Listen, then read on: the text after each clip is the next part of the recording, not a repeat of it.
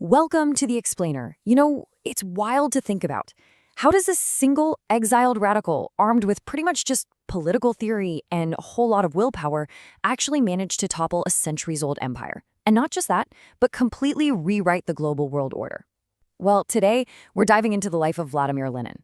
Whether you picture him as the mastermind behind the October Revolution or the founding father of the Soviet state, his impact on the 20th century is absolutely undeniable. We're going to break down exactly who he was, what he actually believed, and how he engineered a political upheaval that literally shook the world. So here's our roadmap for today. We'll be looking at the making of a revolutionary, seizing power in 1917, building the Soviet state, understanding Leninism, and finally, we'll unpack his complex legacy. Let's jump right in. Section 1. The making of a revolutionary. To really understand the man, we have to look at where it all started. He wasn't actually born Vladimir Lenin. He was born Vladimir Ilyich Ulyanov in the Russian city of Simbirsk. He grew up in a relatively comfortable, educated, middle-class family, but his early life was completely turned upside down by a devastating family tragedy. In 1887, his older brother Alexander was arrested and executed for being part of a plot to assassinate Tsar Alexander III. This right here, this is a massive turning point. It wasn't just some abstract political disagreement for him. It was a deep, personal trauma inflicted by an autocratic state. It was this very event that practically shoved a young Vladimir into the underground world of Marxist politics. It gave him a deeply personal motive to dedicate his entire life to dismantling the Tsarist regime, eventually taking on the alias Lenin just to hide from the Tsar's secret police. Moving on to Section 2, seizing power in 1917. Okay, let's dive into this, because how does a radicalized young guy actually overthrow a massive empire? Well, Lenin saw a really unique opening in the absolute devastation of World War I. Now, while a lot of people saw the conflict as their patriotic duty, Lenin argued, and I mean vehemently argued, that it was just a massive imperialist bloodbath driven entirely by capitalist greed. But more importantly, he recognized that the sheer chaos of the war created the perfect, fragile opening for a socialist revolution. And that brings us to a wildly surprising historical fact.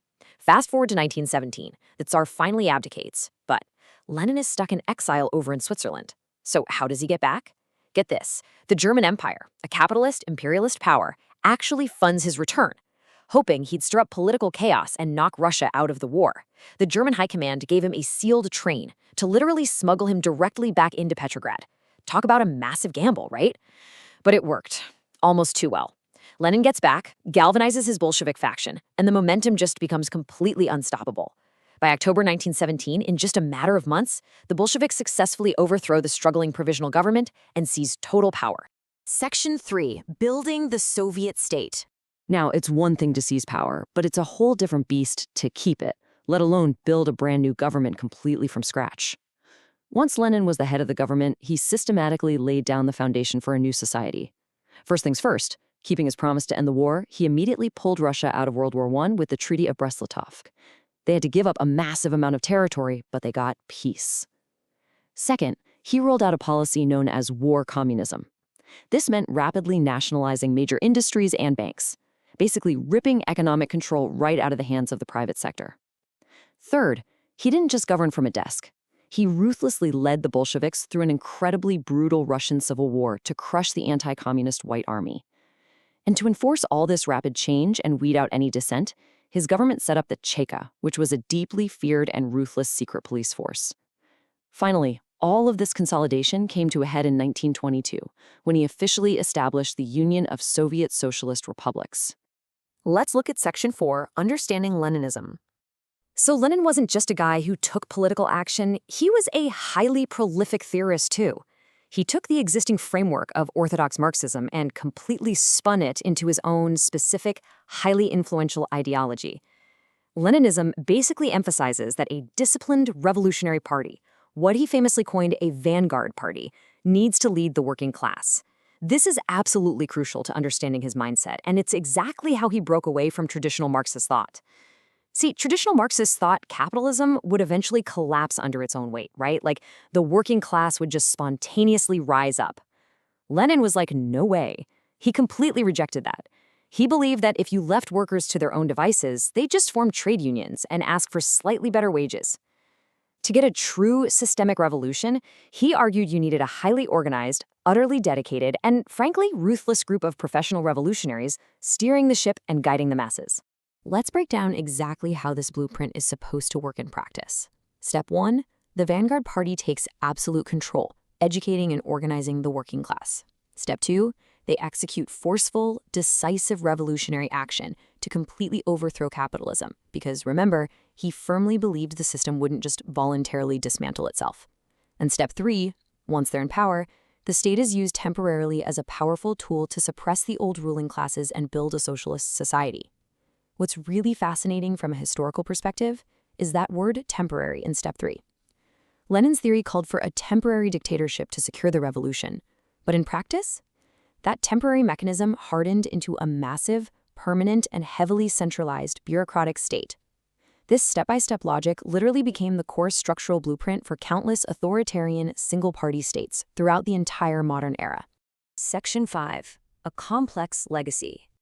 You really can't talk about Lenin without addressing the massive polarization that surrounds his historical footprint.